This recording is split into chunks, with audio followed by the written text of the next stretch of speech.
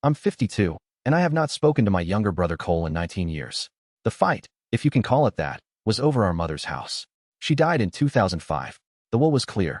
The execution was not. Cole wanted to sell immediately. I wanted to wait a year because the market was soft and our mother had asked, specifically, that we not rush. Words were said. More words were said in a lawyer's office. The last words were said in the driveway of the house, by me, and I am not going to write them down because I am still ashamed of them. The house sold. We split the money. We stopped talking. I live in Tucson. He lived, in Spokane. For 19 years, the only updates I got about his life came through our cousin Marla, who is a kind person and a bad liar, and who always made his life sound better than I suspected it was. In February, Marla called and told me Cole had been diagnosed with early-onset Parkinson's. He was 50. She said he had asked her not to tell me. She was telling me anyway. I sat with that for 4 days. Then I bought a plane ticket. I didn't call ahead. This was probably wrong. I told myself it was because I was afraid he'd say no, which was true, but it was also because I wanted to be the one who showed up, not the one who was allowed in. That distinction mattered to me in a way I am not proud of. His apartment was on the second floor of a building near the river. I knocked. He opened the door. He looked at me for what felt like a full minute. His left hand was shaking slightly, and I could tell he was trying to hold it still against his leg. Marla, he said. Marla, I agreed. He stepped aside and let me in.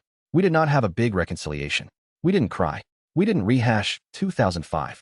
I think we both understood, without discussing it, that if we opened that door we would not get through the weekend.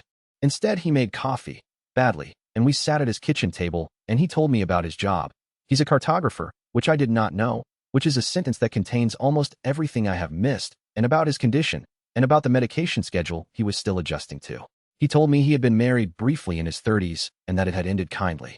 He told me he had a dog, a small gray one named Edith, who did not like men and was currently hiding under the bed. I told him about my kids. He did not know I had kids. I showed him pictures on my phone and watched his face do a thing I had not seen in 19 years, which was the face he made at 5 years old when I would let him look through my baseball cards. I stayed 4 days. On the last morning, he walked me to the rental car. Edith, against all reporting, came with us, on a leash, and let me pet her once. I don't know how to do this, he said. Me either, I said. Okay, he said. We have talked on the phone every Sunday since. Sometimes for 10 minutes. Once for 2 hours. I am flying back in May, and this time I am bringing my wife, who he has never met, and who has been, for 19 years, unfailingly patient about a brother-in-law she knew only as a wound I would not let her touch. I do not know how much time he has where he is still himself. Parkinson's is not fast, but it is not kind either. I am trying not to think about the 19 years as wasted, because thinking about it that way does not help either of us now. I am trying, instead, to think about Sundays. We have a lot of Sundays left. We are going to use them.